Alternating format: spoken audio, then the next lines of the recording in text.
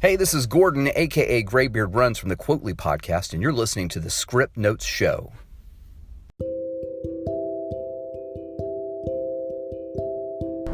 Hey everyone, and welcome to another episode of the Script Notes Show. I'm your host, Matt Tillman. Thank you again for tuning in and listening. Sorry, it's been kind of a while since the last podcast episode. We've had some medical stuff going on for our family and getting that taken care of, all's well. And then, of course, as I'm sure many of you across the country were probably part of the recent wintry weather and polar vortex, so hopefully everyone out there was able to stay warm and weather the storms as well. And unfortunately, we're still not quite through winter yet. And even despite what the groundhog says, we've still got a ways to go. But with today's episode, I kind of wanted to talk about, since we're just coming off the Super Bowl, I know, not everyone out there may have watched the game or is necessarily into sports, but one of the things that we always familiarize the Super Bowl with is usually food, but then also the commercials. And lately it seems like Super Bowl ads kind of gotten deemed, either lame, dull, boring, or even downright terrible, which kind of seems like a far cry from how they used to be, with quite a bit of a creative twist. And so it kind of got me thinking, have Super Bowl ads lost their way from the creative standpoint, or is it just more in our today's age and culture with, our attention spans we've developed, for better or worse, needing, things right this instant, or sort of an instant gratification, and have marketers had to adapt and develop according to how that's been going as of late. So it just kind of got me thinking, like, what's happened to the creativity sense, thinking back to even like some of the original Coke ads with Coca-Cola, or even, different ads from Apple, and, how those used to capture the mindsets of everyone, especially considering how much different companies and businesses pour into these commercials from the dollar-wise standpoint. And so, ironically, today I found a quote, maybe some of you saw it on our Instagram page, about marketing transferring enthusiasm to the customer.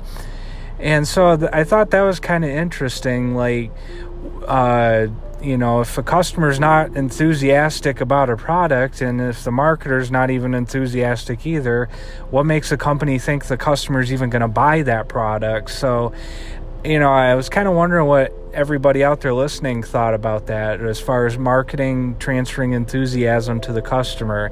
If you're in marketing, I'm really curious about what you think, or if you're a business that might be listening in, feel free to, if you're listening in on the Anchor app, drop us a voice message, or shoot us an email at matt@script-notes.com. All of that's, of course, in the show notes, but just kind of got me thinking, like, anymore, and even not just Super Bowl commercials, but just commercials in general, that companies pour so much into advertising, be it on TV, radio, Facebook, other means of social media.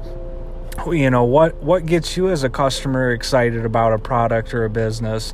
I just kind of think of, like, with Apple and Steve Jobs, one of his best skill sets was, certainly as a consummate salesman, but he always came across with the approach of wanting, presenting it to customers about a product that they didn't even know they wanted.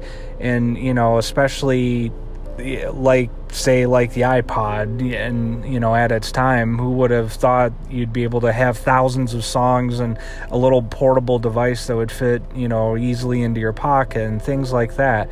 Or even say, like, with Starbucks, certainly many people could just as well make their own cup of coffee at home for a much cheaper price, but they've been able to create this experience for the customer. So I was just kind of curious what everyone out there their thought about this, and definitely would be curious about your thoughts. So if you get a chance, make sure to either send in a voice message or write us on social media or at the email address in the show notes. And curious what you guys think when it comes to marketing and advertising, and how does that affect your finances. So when we come back from the break, we'll talk a little bit more about some new posts that were added to the site this week.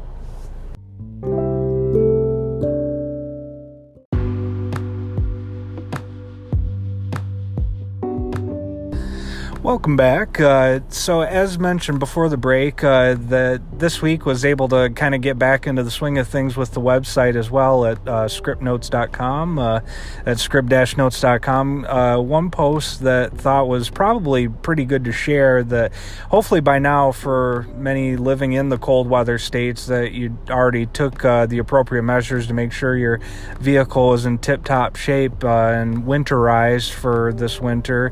But if not, there's always still opportunities to do so. So had shared a post with some different tips that thought you all might find helpful. So make sure you check that out. And then you've probably also heard us talk about the micro investing site Acorns. It's a great way to get going in investing, especially if you might not have a whole lot to invest. The basic premise is that you can connect your bank account or debit card to the app, and then when you make a purchase, it'll round up your spare change to the nearest dollar, and then in turn invest that into whatever portfolio you want. They have, different levels like aggressive, moderately aggressive, and it's just a great way to kind of put some money aside. And, certainly you can always make automatic investments as well for whatever amount you want. And then another way they've also added value to the site is to through their found money offers, where you can shop online like your typical shopping portal, like an Ebates, and when you go through that link specifically, they'll in turn reinvest that cash back into your account. And this month for February, especially with Valentine's Day, they have a lot of great offers going for different merchants like 1-800-Flowers. So make sure you check them out. Could be a good way to save and put a little bit of money aside. So make sure you check those posts out. And then with that, if you're a small business out there, or any business that would love to become a friend of the show, make sure you check out our listener support link that's also in the show notes. If you feel up to and making a contribution, we definitely greatly appreciate it, and would be more than happy to give you a shout out on a future episode as well. We're continuing to expand our listenership, as well as our plays per episode. So make sure you check us out. And as always, thank you to all of you out there for listening. Make sure to hit the subscribe button in your respective app that you're listening in on. And certainly if there's any other personal finance tips or budgeting advice or other ways you can save both time and money, just let us know. Reach out to us on social, our email address, or if you're listening in on Anchor through their voice messaging feature as well. Thank you as always for listening. Have a good rest of your week, and if you are in any areas that might have some winter weather coming up, be sure to stay safe, drive defensively, and always watch out for everyone else. See ya.